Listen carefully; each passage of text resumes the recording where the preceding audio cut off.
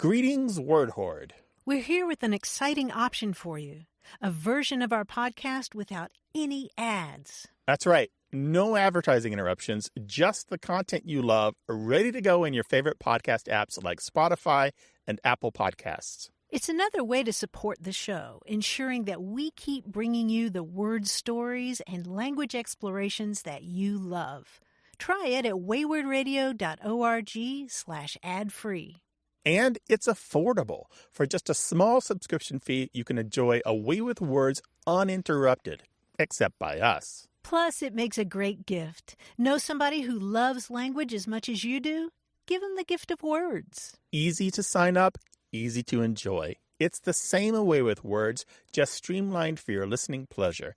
Go to waywardradio.org/ad-free. Support us, support the show, and enjoy an ad-free listening experience. waywardradio.org/ad-free. Thank you.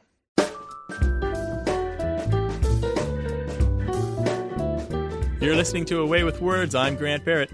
Welcome to a special minicast. Today we're talking to Jan Freeman. She is a language columnist for the Boston Globe and author of the new book, Ambrose Bierce's Write It Right, the celebrated Cynic's language Peeves Deciphered, Appraised, and Annotated for 21st century readers. What a heck of a subtitle, Jan. Yes, well, we need to have long subtitles these days to tell you exactly what the book is about, because it's a little bit complicated in this case. Who was Ambrose Bierce? Why do we care about his usage advice? I'm not sure we care that much about his usage advice, except as he reflects his time 100 years ago in America. But a lot of people care a lot about Ambrose Bierce, who was quite a well-known journalist in his time. He's the author of The Devil's Dictionary, which last I knew had a fan club on Facebook calling him the baddest ass lexicographer who ever lived. And that book, as his fans know, is full of definitions like love, a temporary insanity curable by marriage. Now, Bierce was also a young Civil War veteran. He wrote a lot of stories about the Civil War and some very Twilight Zone-ish stories, too, which people consider early science fiction or fantasy. You've taken a book that he wrote, and you've added or kind of amended his data with modern opinions, or just basically pointed out he was wrong even at the time that he wrote. Well, I was really trying to get a handle on what we thought about our language 100 years ago. And I'd been wondering about some of his rules for quite a while as I looked at this book, because he didn't explain them often. He would simply say that gents was vulgar exceedingly and leave it at that. And as this book was about to turn 100 years old, I thought, what an excellent way to learn about the history of usage by finding out why Ambrose Bierce thought the things he thought. Mm-hmm. So his problem with gents was that it was just, he should say, someone should say gentleman instead?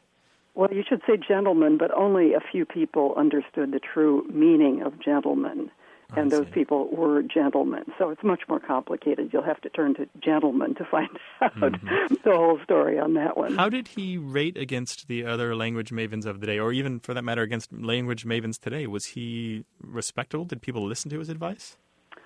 I would say he was respected, but not famous. He was one of an enormous crowd of writers working this territory in the second half of the 19th century and into the early 20th.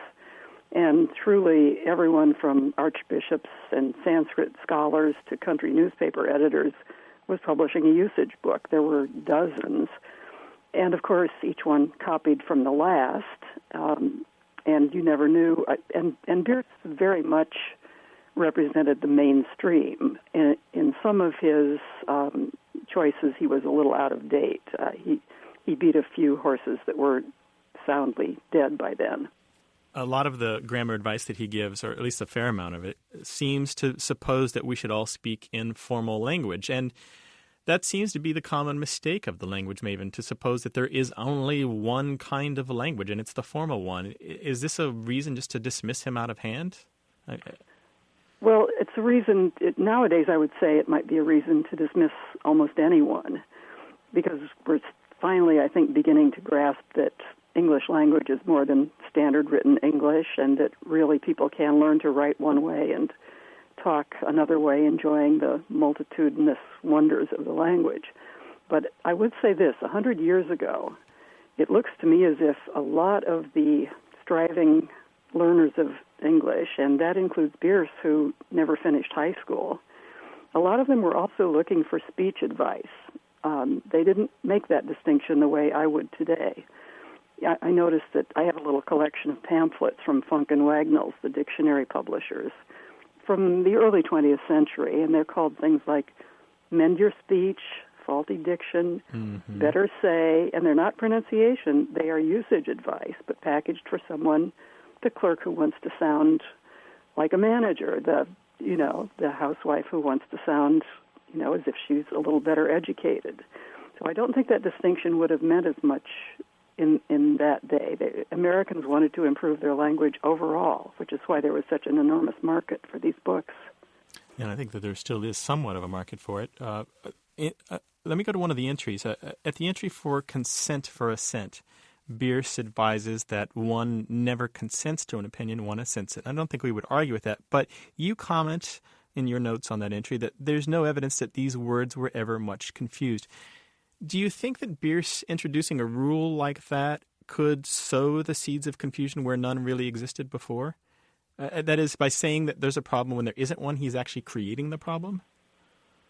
In a case like that, where really what he calls a mistake was, I think, quite rare, excuse me, I'm not sure that it makes a lot of difference.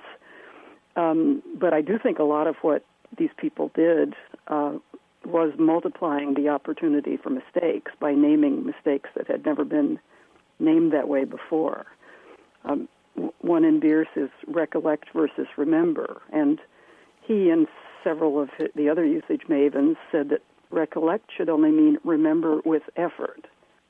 So you distinguish between I don't remember and I don't recollect based on how much effort it took to remember. And I thought, wait, how would anyone know you were making that distinction, and how could it possibly be useful? And, I doubt that ever really was a distinction, except in the minds of some usages. They were giving in to a normal human impulse to assign words distinct meanings if they had different forms. And we do that, of course, with hanged and hung, which we decided one is for pictures and the other one is for people, even though there's no particular reason for that. And we do it with venomous and poisonous, where poisonous has always been the more general word, and venom is one kind of poison. But some usages think that you should only say venomous for animals and only say poisonous for other poisons.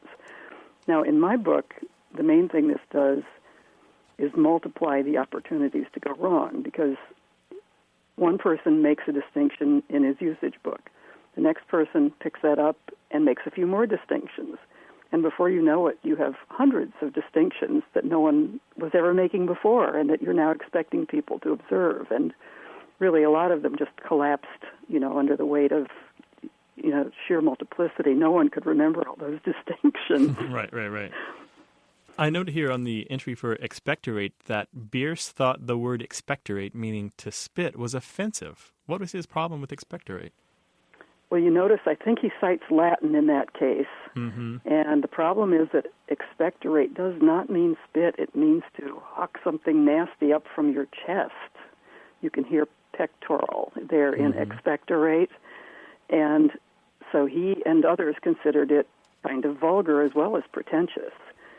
And one of the interesting things I found was that Teddy Roosevelt also had an opinion on expectorate. When he was the police commissioner of New York City, he had asked the Board of Health specifically to replace spit in their public signage replace expectorate with the word spit, because he said expectorate was a vile word, and no spitting is the proper way to say no spitting. That's curious, and I understand that there were a few of these terms where he thought that the Latin etymological root should hold sway, but that's kind of the etymological fallacy is a mistake that a lot of grammar mavens make, that just kind of forgetting or choosing to forget that the old word, the old meaning doesn't apply anymore, or doesn't have to apply anymore. true, but a lot of the usage writers of this time had still been schooled in Latin, right. And though Bierce had not, he was self-taught. I think this was his way of showing that he had the right to legislate language along with these educated people. They would often, and even Fowler, who didn't publish his big usage book until 1926, would make these points quite often, that it was bad Latin to put together a word like electrocute, which is formed badly because it pretends that cute means kill, whereas cute is from a completely different Latin word and has nothing to do with killing. Right. So this was it was bad Latin or badly formed, were quite common for several decades after Bierce's time, and a way of showing that you're an educated person. In responding to him, it seems that you've done a great deal to find out more about him and his era. Do you find that you know him well now, that Ambrose Bierce is kind of alive in your mind? He is in a way, and in a way it's sad, because I knew him as a satirist and quite a biting wit. And the more you read him, I'm not a Bierce expert, so I don't want people who really know Bierce to take offense, but it does seem that he didn't have a very happy life, and that the people who called him Bitter Bierce were perhaps onto something. I would have hoped that someone who made jokes all the time would be having more fun with him, but it really does seem that he was not a very happy man. Besides the Devil's Dictionary, another thing that he's known for is disappearing in Mexico in 1913. What do you think happened there? It's a great, great mystery. One of the biographers suggests that was all a red herring, and that in fact Bierce was getting old and not doing well. His reputation was fading, and that he took himself off to the Grand Canyon and shot himself, which is why his bones have never been found. And after reading quite a lot of Ambrose Bierce, that sounds plausible to me, but I'm afraid there's just no evidence one way or the other. Well, Jan, I want to thank you for spending some time with us today. Jan Freeman is a language columnist for the Boston Globe. She's written a book called Ambrose Bierce's Write It Right, the celebrated Cynic's language peeves, deciphered, appraised, and annotated for 21st century readers. Jan, thank you so much for talking to us. Thank you, Grant. It was a pleasure.